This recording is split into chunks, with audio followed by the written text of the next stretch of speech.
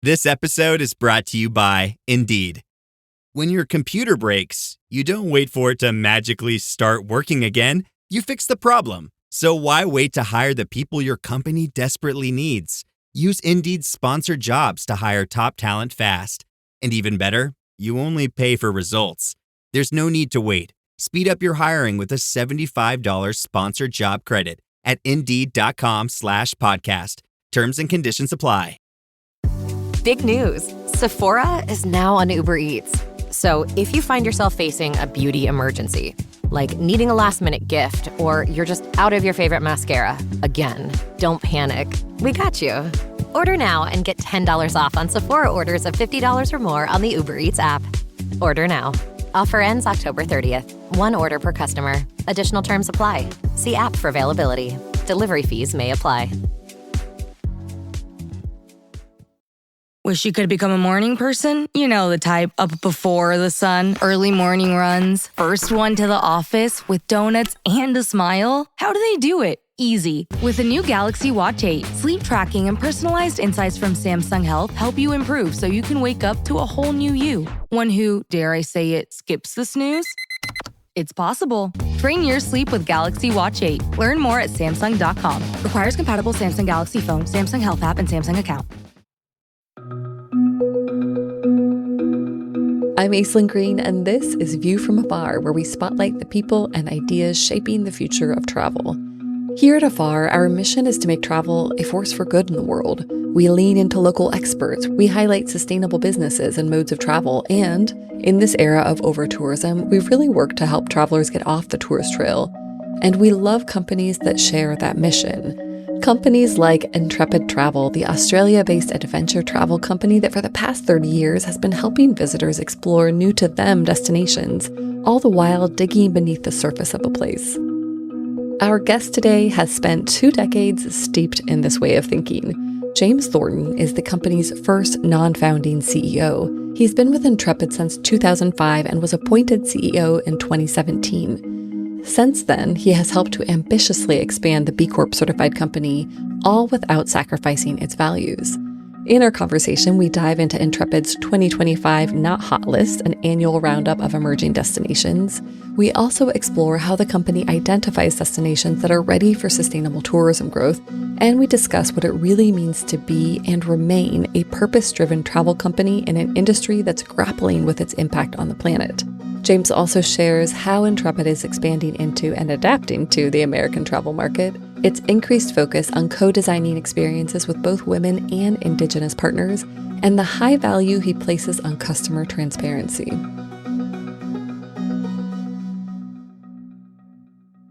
Well, James, welcome to View From Afar. It's so lovely to meet you. Absolutely. Super nice to be with you today too. Yeah. Well, I was reading a little bit about your career and you had such an interesting career pivot. Can you tell us what brought you into the travel space? My background was private client asset management coming out of university. And that's a posh way of saying I was going to spend the next 40 years of my life making rich people richer.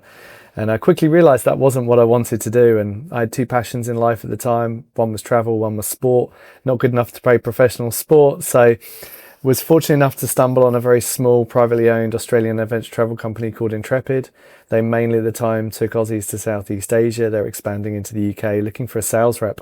I didn't have any of the qualifications. In fact, they didn't actually give me the job. They gave the job to someone else. It was only because that person rejected the job that I got it. So I was lucky enough to join Intrepid 20 years ago as a sales rep and fortunate to have grown and worked my way through the business since that time. I've been the first non-founding CEO of Intrepid for about the last 8 years. So I became CEO in 2017. So it's been a real honor to kind of grow the business up until the point of the pandemic, navigate through that. And now, we're on a really good growth period and it's fun to be there. Well, congratulations. It seems like you really found your path in life, and we're going to hear about all of those successes in a moment. But I wanted to start with the news because in mid-September, Intrepid released its 2025 Not Hot List. It's an annual roundup of emerging destinations. So I'm curious to know, what are some of the really exciting and notable places on that list, and how is Intrepid supporting travel to them? Look, it's always it's one of the most exciting times of the year at Intrepid. We've had the Not Hot list going for quite a few years now. It's our kind of counter to overtourism, which feels like 95% of people are going to 5% of the world's places, and there's so much beauty out there, and tourism can have so many benefits in terms of supporting local communities. So this year's Not Hot list has some really exciting ones. My personal favourite is the island of Vis in Croatia. I'm actually married to a Croatian lady, so I had no influence in this, I must have to say. But you see in the news headlines Dubrovnik and Hvar being really consumed by the number of tourists in destination. But Vis is one of the more remote islands on the Dalmatian coast. You couldn't actually access it before the 1980s because it was a military zone. So as a result, it's got a lot of submarine tunnels that are hidden away. You can go swimming in those submarine tunnels if you're brave enough. I've done stand-up paddleboarding, wouldn't jump in the water there, but and it also has a very limited number of accommodations on the island. So it's a great opportunity to go and see the beauty of Croatia and the islands without all of the crowds. And that's kind of exactly what we look for when we try and create the list. Where is somewhere that's accessible, that's vibrant, that has the right infrastructure, but just hasn't, for some reason, had the number of people visit. Another kind of bit more out there destinations, because people are always asking us at Intrepid, where's the new country? Where are we going next? Well, we're excited that we're going to be launching a trip in Sierra Leone. So it's the Tiwa Island, which is a UNESCO heritage site. Sierra Leone recently launched a landmark 10-year tourism strategy, which is a bold plan to attract international travellers and recast the country as a leader in ecotourism. So we're excited to be operating our first trips there. And the third one that I'm probably personally really excited about, Intrepid is about to open its first ever office in Central Asia. Seen lots of demand going in Central Asia. Our office will be in Uzbekistan, but the place we've put on the list is the Tian Shan Mountains in Kyrgyzstan. 90% of the country is covered in mountains that have long been traversed by nomads, but relatively untouched by adventure travellers. So yeah, it's really exciting to be promoting new destinations like that. An interesting fact for your listeners, Kyrgyzstan is one of only 4 countries in the world with one vowel in its name. So there you go. Name the other 3 at some point. I love that. Can you tell me a little bit more about how you create the Not Hot list? Because as I understand it, you draw in your personal data and you factor in things like low tourism, but it seems like you also look at is this place ready for tourism? Do they want this? Are they actively putting plans in place? So how does the list come together? And then how do you actually create trips around that? Yeah, completely. Tourism readiness or willingness and ability to host more travellers is obviously a critical part of putting the list together. It's no point us sending people to places that aren't ready or sustainable for travellers to visit. This is something that our experienced team is thinking about year round, but it really comes together over about a 4-month period to launch. And we did it in partnership this year with Globe Trender, which is a trend forecasting agency in the UK. So we use Globe Trender alongside our internal team of more than 100 people who are building our experiences. We usually start with about 20 destinations, and critically we're assessing 3 key factors when we're working it through. One is the tourism readiness, which we just talked to. The second one is low visitation, often compared to similar or nearby places. And I gave that example earlier that I think Vis only welcomed 24,000 people in 2024. Meanwhile, Hvar, one of the more famous islands, welcomed more than 200,000 visitors. So low visitation is going to be important. And the third one is just, it's got to be new for 2026, new initiatives making travel more kind of easily or accessible or exciting. So if you go back to our list in 2024 last year, we put Greenland on the list because it was having the new international airport. So the infrastructure was going to be there. Typically when you went to Greenland, it was by cruise, whereas we were able to tell the story through local people on the land. So yeah, that's how we try and narrow it down to those 10 destinations. It's always an exciting job to do. It does sound like that. I'm really curious to know how all of those trips perform and who those first Intrepid travelers are. And it's a way that I feel like Afar and Intrepid are so aligned because we are so focused on over-tourism and supporting under-touristed destinations that want tourism, as well as helping people kind of get off the tourist trail in the hyper-visited places. Yeah, what we actually find is interesting is that those trips where we've got the more kind of out there places like the Sierra Leones or the Kyrgyzstans, they're always destinations that really loyal Intrepid travellers jump upon. They're always just looking for the new places that they can visit with us. They might have done 10, sometimes 15 or 20 trips. And so I remember, for example, when we launched Madagascar or Comoros Islands, and you see the trip just filled up immediately with some very loyal Intrepid customers. So I'm sure it'll be the same again this year. Yeah. Well, I would love to know more about your customer base because I feel like with Intrepid in the name, I would assume that most of your customers and your clients are Intrepid people, but who is the Intrepid traveler? How would you describe them? Look, we don't kind of focus too much on demographic. It's much more psychographic from our perspective. Look, the reality is that the core customer is a university educated single female in her mid to late 40s who has a professional job but limited free time to be able to get out and see the world, but wants to do so in the safety and security of a group. So women are predominantly the primary decision maker when it comes to travel. We're seeing a really significant rise at Intrepid in the rise of female solo travel, and also just the importance of the safety and community that Intrepid provides for women to be able to access our trips. It's a very, very important piece. The second major group is baby boomers, 50s, 60s, kids have left home. They've paid off the mortgage, they've got the money, and to be honest, after working hard for 30 years, they want to get out and have some great adventures, and they don't really want to do so wearing a lanyard with 50 other people. They want to do it in a more immersive, kind of local, small group way.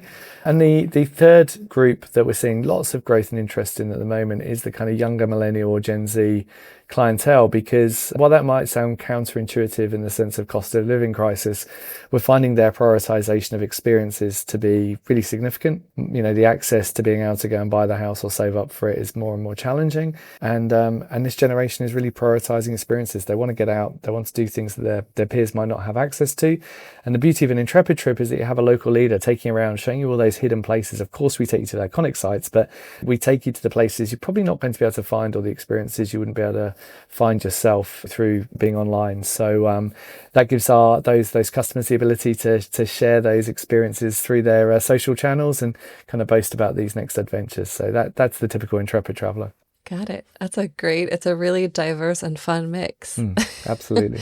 Well, you mentioned that you have, a lot of women who book the trips and are on these trips. And I know that we have reported on this kind of staggering rise in women-focused trips, and you have championed that as a company, and we covered one of your women-only trips. So why do you think we've seen this growth in this market, and what's next, and how have your consumers responded? Yeah, I think one thing I'd say about this is a really good example of an initiative that doesn't come from me, doesn't come from our co-founders, hasn't come from our leadership team. It actually came from one of our experiences managers, and she identified an opportunity whereby we could create some specific women's expeditions where women would get unique experiences in a destination they wouldn't be able to get in a mixed environment. And we started operating the trips just prior to the pandemic. I think it was about 2018. Yeah. And we launched with 3 places, and I think it was Jordan, Morocco, and it might have been Iran. And because they're traditionally Muslim countries, there is some separation in terms of male and female experiences. And the wonderful thing about these trips was that we could take our customers onto experiences that they wouldn't otherwise have been able to get access to were they traveling on a traditional Intrepid trip. And I don't know, it just really, it caught the imagination. It was at a time we were doing a lot of work around doubling the number of our female tour leaders. And I think just that extra sense of safety, of security, of community, of traveling with other people with even more similar interests to yourself, it really took on. So the number of trips expanded significantly just prior to the pandemic. Obviously, we had to navigate that few years afterwards, but we've had them back out again recently, and again they're getting just really good traction. And I think more specialization about people's interests is often a real motivator for travel, and that's what we've seen with these expeditions. Yeah, absolutely. Is there a story that you've heard that stuck with you from someone who's gone on one of your trips, maybe one of your trip leaders or employee? Yeah, oh goodness, so many stories about all the different things. I'm probably just this isn't in kind of relation to our women's expeditions per se, but I'm a big Intrepid traveller myself. I've been very lucky over the course of 20 years to get away and do lots of adventures, and I was able to take my mum on a trip to Morocco last year. It's a real special time to be able to travel with your parent if you've got them, because you just often don't get that opportunity to share different experiences together. And I remember being up in the high Atlas Mountains, which had still recovering a little bit from the earthquake that took place a couple of years ago, and we were able to have a tea experience in a local person's home and hear the narrative about how they live their life, how they go to work, the traditions around tea making. The tea was absolutely amazing. And I think, one of the beauty of Intrepid, that connection that we get when we're traveling together with different people, is we're often staying connected post-trip on our WhatsApp groups. And that WhatsApp group from our Morocco experience is still alive and well. And Wow. often we'd refer back to that beautiful kind of tea experience in the morning, having trekked up the mountain to be part of that person's home and community. So I think that's the beauty again of the Intrepid experience, of taking you to these unique places you might not otherwise find yourself. Absolutely. And such an intimate moment that you would not, like you said, have access to as a typical traveler on your own. Well, I want to go back to destinations for a moment, but before we do, one of the things, going back to your experience team, is that you've worked with Indigenous communities in recent years to co-design trips. So I'm curious to know what led to that and how you've seen tourism impact some of those communities. Yeah. We have our roots strongly in Australia. I have a rather strange hybrid accent now, growing up in the UK, but living in Australia for 20 years. And one of the things that Australia maybe hasn't been as proud of as some other nations is its relationship with its Indigenous communities. And I think at Intrepid, we've seen a really powerful opportunity to tell stories and narratives in relation to the history, the culture, the belief system. And it's indelibly marked across Australia, and being able to share those experiences with our travellers also gives Intrepid a unique opportunity to show customers something that they might not get on the traditional tour.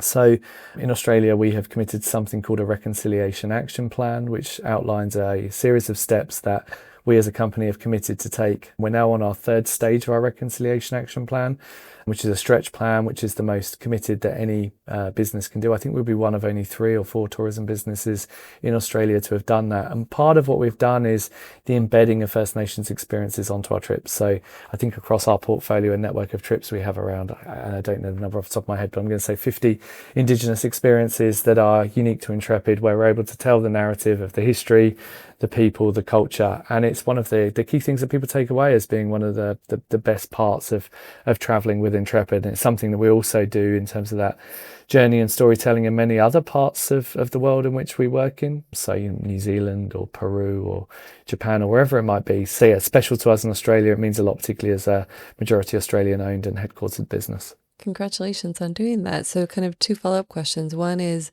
you mentioned that you're on the 3rd stage. Where do you kind of hope to take that? And have you seen more kind of demand for those experiences from travelers in recent years? Yeah, we've definitely seen demand because I think our Australian domestic business is up about 40% at the moment. So Interestingly, in Australia, which is probably different to most other parts of the world, that Australia is now in our top 5 destinations, but half of the customers are made up with domestic travellers. So typically Intrepid has focused on outbound travel, so taking Aussies, Kiwis, Brits, Europeans, Americans, Canadians outbound of their destination. But what we found with our focus in Australia is the building up of our domestic programs, and that's kind of linked a little bit to, we bought the Eco Lodge in far northern Queensland, the Daintree Eco Lodge, a couple of years ago. We've now bought Edge of the Bay Resort down in Tasmania, which is kind of iconic location in Coles Bay, where you can get to walk to Wineglass Bay, which is always kind of sits up on one of those top 10 lists. But yeah, 50% of travellers in Australia are domestic. So it's a really kind of big kind of focus and part of our business down in Australia. And I think it's something we're thinking about more and more when we think about American travellers, is that, again, typically we've taken American travellers outbound. The opportunity to give Americans experiences here, particularly around the national parks, backcountry walking, getting to the Yosemites, the Yellowstones, those kind of places is important to us. Are you expanding at all in 2026? Because I know you have a significant number of trips, but what's your vision for the kind of American domestic market? Yeah, so I think as a business, we're always expanding and looking to operate new and innovative itineraries. But I think in the case of America, it's more about, we're hoping for a bit more of a stable year in terms of domestic travel, because unfortunately there has been some disruption from a climate perspective this year. We've had a couple of summers where it's been difficult with the fires in and around the canyon, and that's obviously pretty devastating. So we're doing a big activism campaign at the moment with our national parks in America. So yeah, wanting to encourage more Americans to get out and experience product. It's a big year for America next year with America 250. Obviously the World Cup coming to the country as well. So yeah, we're expecting to hopefully get more Americans out into their own backyard having great adventures.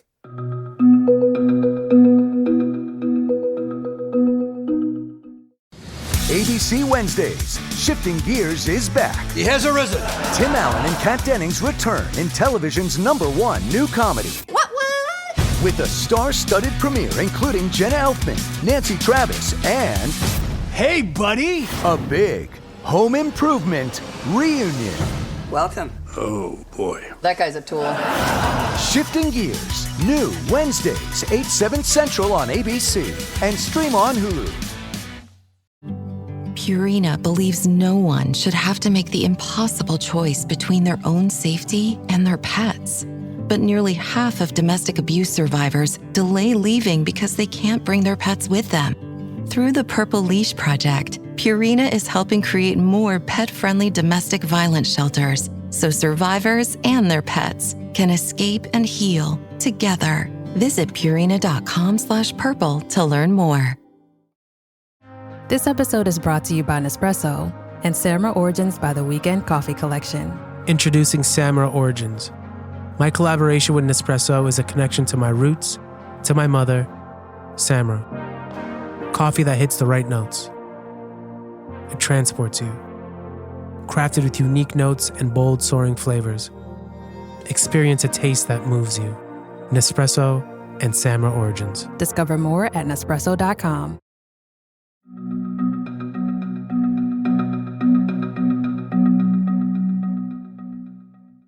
Well, we've talked a lot about values, and that's clearly a big part of what Intrepid does. And Afar is actually just wrapping up its B Corp application. It's taken a very long time, but you completed that in 2018 under your leadership. So how does that status, and thank you, how does that status guide your decision making, and what challenges have you run into over the years? What doors has it opened? Yeah, I think Intrepid has always felt that we have been a very purpose and impact-led organisation. The very nature of our trip experiences has us making sure as much money as possible stays for local communities. But when we came back under the private ownership of our co-founders in 2015, we set out to do an ambitious plan of one, growing the market for growth in sustainable experience-rich travel. But secondly, we wanted to prove that we could operate a business that had a very, very strong purpose, but also delivered commercial success. Yeah. And often there's an old-fashioned thing in business that you can't be commercially successful if you can have purpose, and vice versa.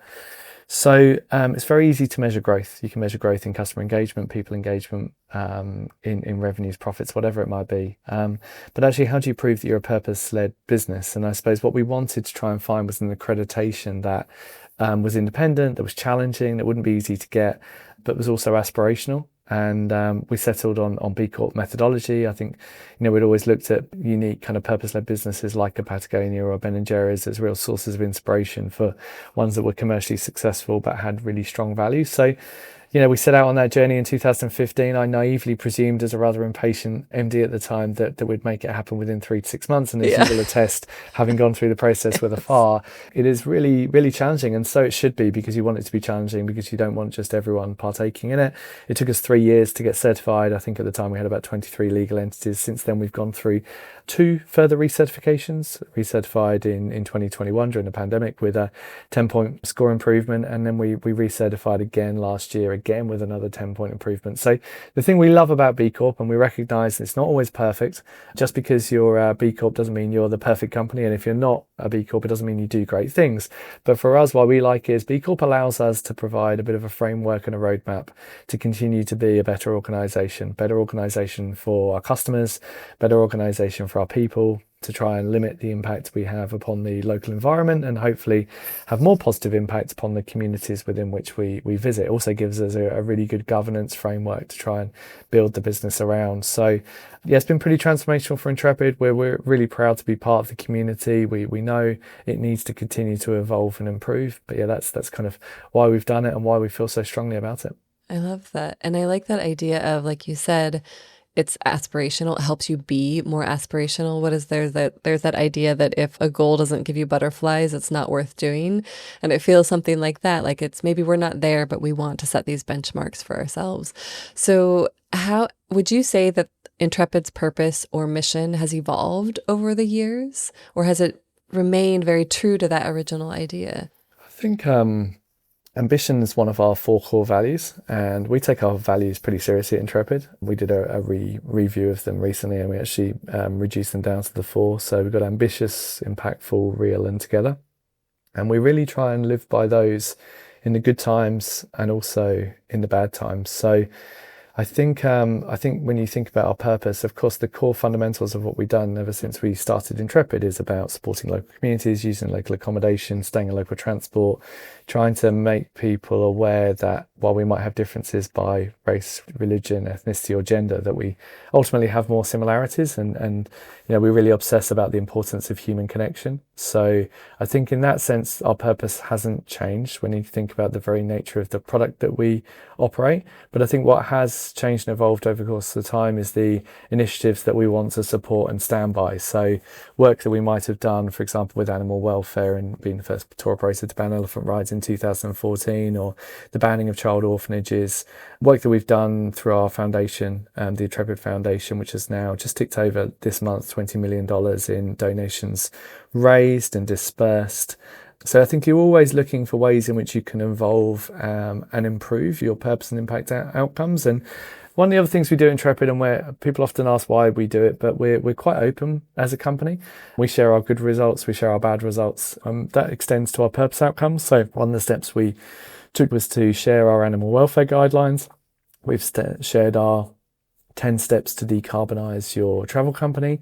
So I think we're always doing these things because we want to take the industry along the journey. And I think when it comes to certain issues like, for example, decarbonisation, there's about a third of the industry that's kind of actively engaged in trying to make improvements. There's a third that want to do it but don't know how to, and that's what we're trying to help. And there's a third that are burying their head in the sand, pretending it's going to go away, and we're trying to influence those companies as much as we can through advocacy and positive storytelling and clear examples, so that people are aware on how they can improve and come on the journey. So yeah, purpose and impact for us at Intrepid is always evolving, and we'll continue to do so over the months and years ahead. And the transparency part, I think, is really important. If I remember right, I think I read that you at some point wrote about having ridden an elephant and then kind of using that experience as a way to talk to people, because I think in those moments it becomes less about shaming or finger wagging and more about, hey, everyone evolves, right? And this is what we understand now. Maybe that's what I understood back then. Do you have any other examples of times where you feel like you've been transparent with something you've learned? Yeah, I think any CEO that hasn't learned anything along the way hasn't done a very good job, and any CEO that hasn't made mistakes along the way hasn't done a good job either. The elephant one was a good example. I think it's just humanizing that 25 years ago I rode an elephant, and 10 years later after the research we did, we were very aware that it wasn't the right thing to do, and we wanted to change and evolve the industry, and that was risky at the time, but placing big bets and kind of relying on our community and customers to trust our decision making, given that we'd done the research and told the story effectively, was a really powerful thing, and as a result I think we changed the industry.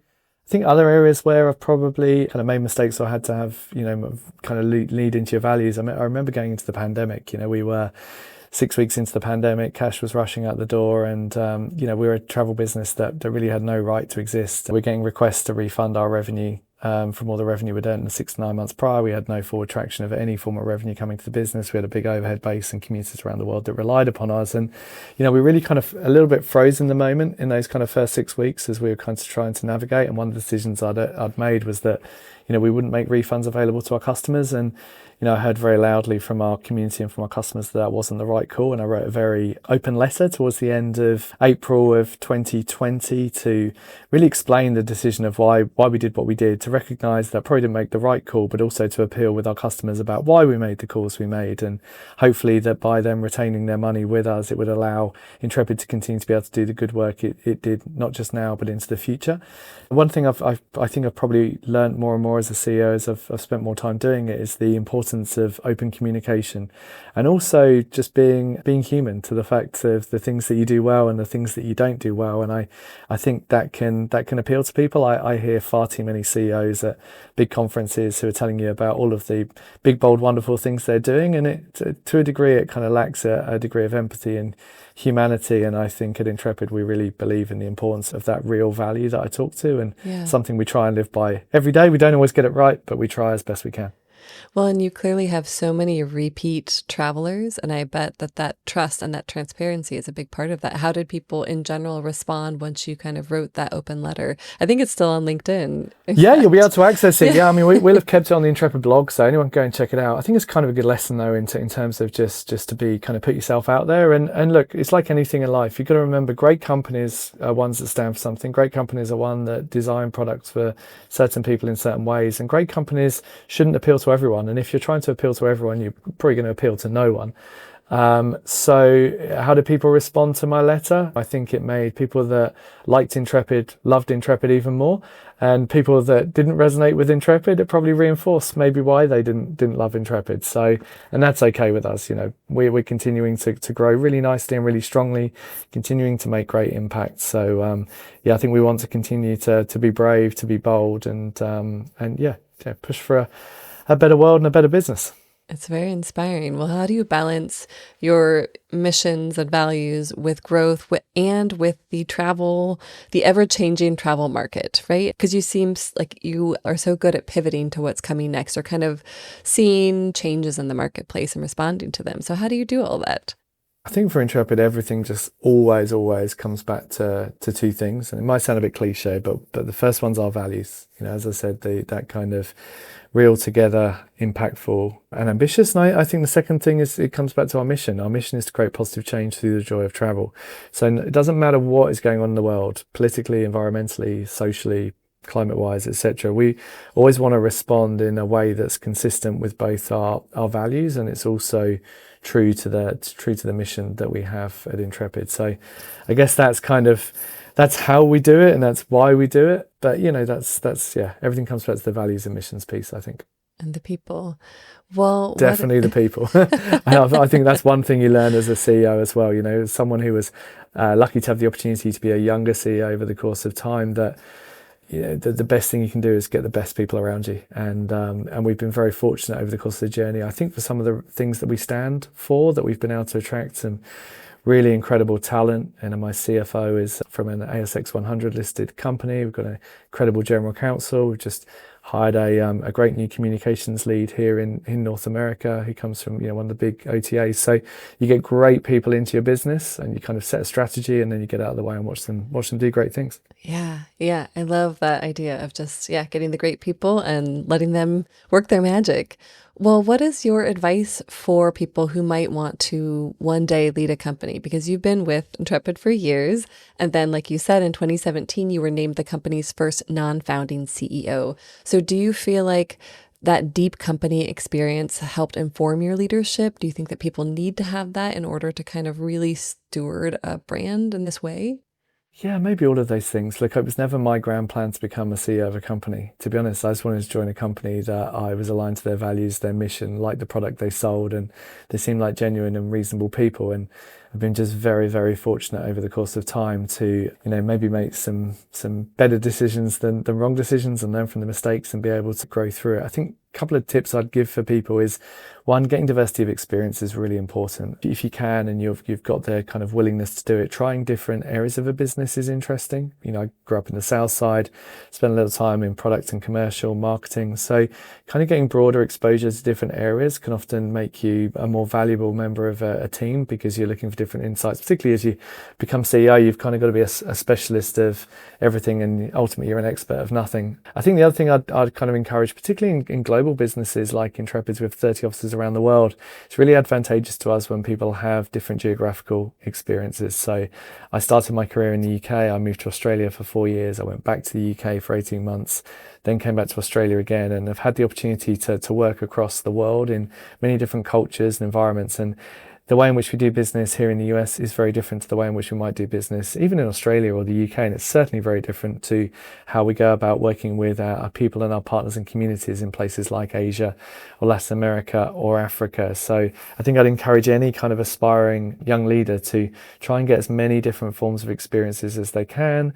And then the other big thing for me was I kind of grew up watching a lot of sport, never did a lot of coaching, but the way I would learn and develop myself was to watch what other people did. And I'd watch the characteristics that I liked of people, and I'd look at the characteristics I didn't like of people and try and adapt that into my own style and be my own person. So yeah, and that then, being prepared to make some decisions and make some mistakes. Absolutely. I like that. Modeling yourself after the players on the field. Trying to. Yeah. Well, I would love to close with kind of looking ahead. And I know that, no one has a crystal ball, and especially this year, but what are your, if you had to say, predictions for 2026, both in terms of Intrepid news and the broader travel market? Yeah, I think for Intrepid, I think some of the core trends we're already seeing will continue to carry over. I think we're seeing at the moment a real shift in traveling Europe at the moment. July and August is showing weakening demand because of the heat, the crowds and the cost. And we're seeing a very significant demand building in the shoulder seasons, and the shoulder season's actually extending. So typically Intrepid would have opened its European programs in April and closed them in September. We're now seeing them open as early as February and close in November. And in fact, we're running some programs year round now. The other trend I think we'd see is the growth of coolcations, people looking to get to cooler climates. Unfortunately, climate change is amongst us, so the ability to get to a destination and not be reliant on air conditioning for the entirety of one's stay. So growth in places like Scandinavia, in Iceland, Greenland, I expect that to continue. I think wellness continues to be important to people. We're seeing good demand for our walking, our trekking, our cycling programs, people being more aware of their own physical and mental well-being and health, and travel is a great way, particularly in more active trips, to support that. And then in Intrepid, we expect to see a rise of alternative destinations amongst overtourism, and obviously I shared some of those at the start of today's chat, and I think you'll see more of that. I think broader wise though, across in 2026, I just travel for community and connection amongst the loneliness pandemic that we're living through. I think, we're really obsessing over human connection at Intrepid. We want to get people off their mobile devices, out of social algorithms. We want to get them meeting people and recognizing that there's a lot of happy, smiling people out there, and people that are proud and willing to share of the beauty of their places. I think we'll see that short trips that are big on adventure will be prominent. Intrepid's about to launch a range of 30 short break adventures, particularly based for American clients who have limited pay time off. I just think with limited leave, time-strapped travellers will be seeking those big adventures. So yeah, hopefully we can appeal to that through that new range. I love it. And what is this is the big question, the big money question. What is your vision for the future Intrepid? Intrepid, kind of obsessing over that as well, thinking about 2030 and heading towards 2035. I think I want to make small groups the next big thing in travel. I think the reality is that still our style of kind of sustainable experience-rich travel is slightly understood. It's not clearly known. I think people are familiar with kind of larger coach touring, familiar with cruising, they're familiar with traveling independently or flopping and dropping in a resort hotel. But what does it mean to travel in an immersive small group over the course of 7 to 10 days? So debunking some of the myths around that will be important. I'm going to try and build Intrepid to become the largest adventure travel company in the world, continue to rely on our 90% locally owned supply chain. We'll be opening more offices around the world. As I mentioned, we opened Copenhagen earlier this year, opening Uzbekistan office next year. You'll be seeing us open an office in Patagonia pretty soon. We want to make sure that our trips continue to create amazing wealth for local communities, making sure that hundreds of millions of dollars stays within those local communities. And we want to show that purpose and profit can truly work in concert. And that's something I've tried to champion over the course of my leadership, and certainly over the leadership of our co-founders before that, and to prove a model that you can be commercially successful but make a real difference in the world. So that should keep us busy over the course of the next few years. Thanks so much for joining me today for this conversation with James Thornton of Intrepid Travel. In our show notes, you'll find links to Intrepid's 2025 Not Hot list, as well as to their open source B Corp guide, which is designed for people who want to see how purpose-led practices can help their businesses. We've also linked to James's pandemic-era open letter that he mentioned, which remains a compelling read for anyone interested in crisis leadership. Ready for more views from afar? You can find us at afar.com and follow along on Instagram and TikTok. We're at Afar Media. If today's discussion about responsible tourism and emerging destinations resonated with you, I hope you'll subscribe to make sure you catch our upcoming episodes. Rating and reviewing the show also helps other travel professionals discover these conversations. This has been View From Afar, a production of Afar Media. The podcast is produced by myself and Nikki Galtaland. We'll see you next time.